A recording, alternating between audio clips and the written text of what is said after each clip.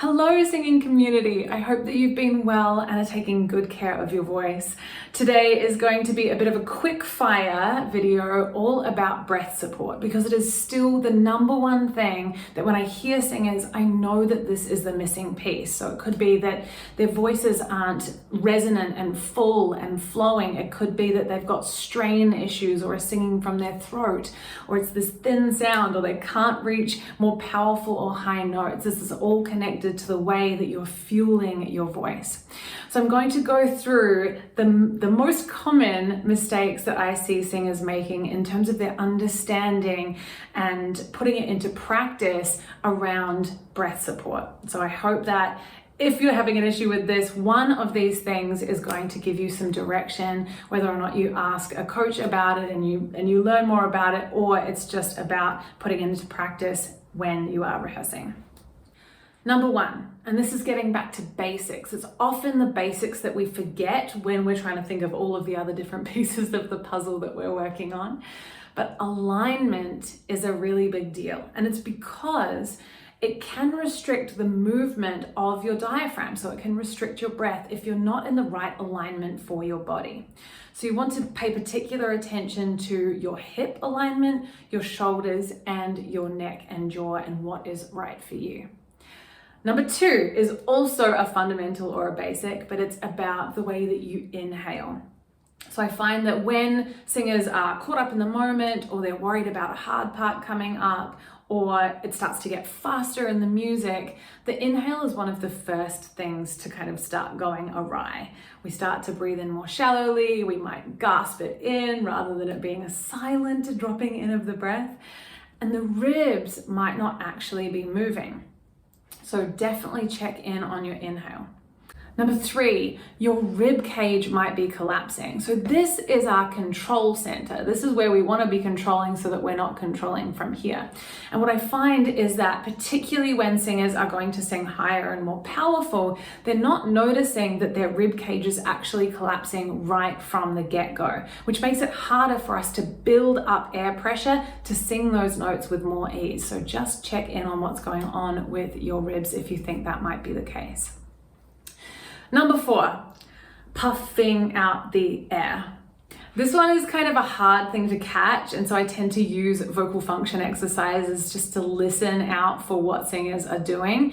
But again, if we get into a part of the song that's really fast, we tend to chop up our breath, and that can make it really inconsistent and unstable for these tiny little vocal cords to know what's going on if you're sending out uncontrolled little puffs of air throughout the line. Number five, hesitating right at the onset. And I like to talk about this very much connected to confidence and nerves, but I'm going to leave that for now. We're just going to keep this as technique for now. But hesitating at the onset can be a number of different things. So it means that either you're holding your breath and starting the note with your cords first and very little air, or you could be starting with the breath first and then bringing the chords together. So that's going to be a breathy onset. The other one is going to be a harsher, more glottal onset. There are tons of different onsets that we can do, that we can use for stylistic reasons. But if you're finding that at the very start of a line, you're getting some irritation in your throat, or it's not as clean as you would like it to be, or as resonant as you would like it to be, having them start together, simultaneous, a glide or a simultaneous or a clean onset is what you want to be aiming for. Number six, overly controlling the breath. Now this might sound counterintuitive because you're like, but Kim, breath control is a good thing. Yes, it is. But what I find with some singers, particularly those who have been trained sort of more old school classical style, is that they're controlling the breath all the time, which means they're often under fueling when we need more air pressure or higher breath intensity. So if you feel like you're constantly controlling the breath all the same, whatever, no matter what you sing, that could be a problem, and I'll get to that at number 8. Number 7, yanking in your abdominal muscles without it having any connection to what you're doing with your breath. And I talk about this quite a lot because it was something that I struggled with for years. I thought I was doing the right thing. I could feel my belly moving. I knew that it had to move, but I was actually pulling it, trying to get power by doing that. So you want the belly to move naturally in relation to what you're doing with the whole breathing system, with your body. So it actually has a direct correlation with how you are using your breath and not separate. And number 8, the final one. As I said earlier, we need to have our breath support change for whatever we're singing. It isn't one size fits all. And I was never told this. I thought that it should feel the same no matter what I was singing. And then I was under supporting on the notes that really needed me to deliver it in a different way.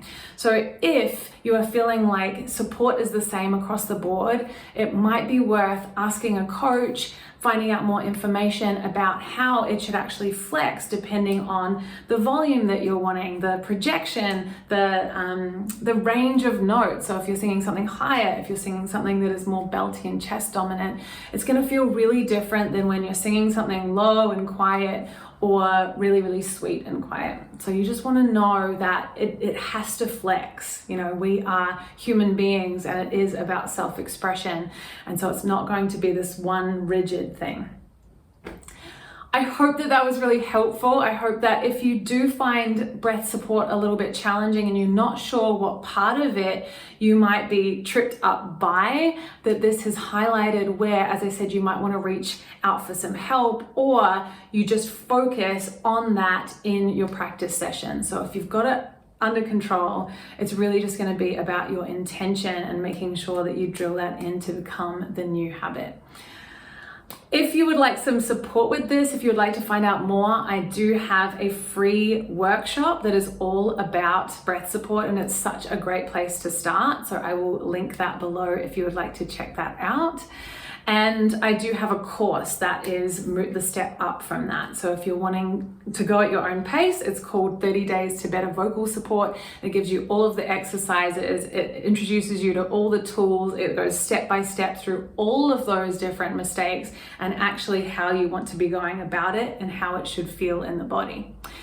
And the third option, if you would like my support with this, is doors have just opened to my live group training program, Nail That Song Salon. And this is a small group. We're focused not just on breath support and fueling the voice, but also on vowel shaping and color and anchoring and expression and performance.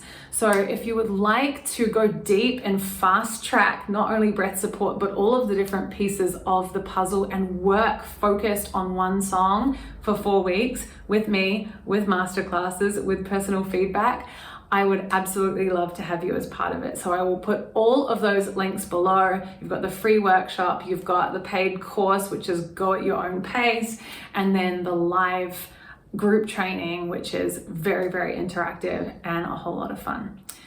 Thank you for watching. If you found this video useful, please share it with singers that you know. I really want to shed light on something that I know can be really frustrating, really confusing, and it doesn't have to be. It can feel better in the body, it can feel more natural, and I hope that this has given you some idea of where to focus your energies so that it feels better for you. Thank you so much. I will see you another time.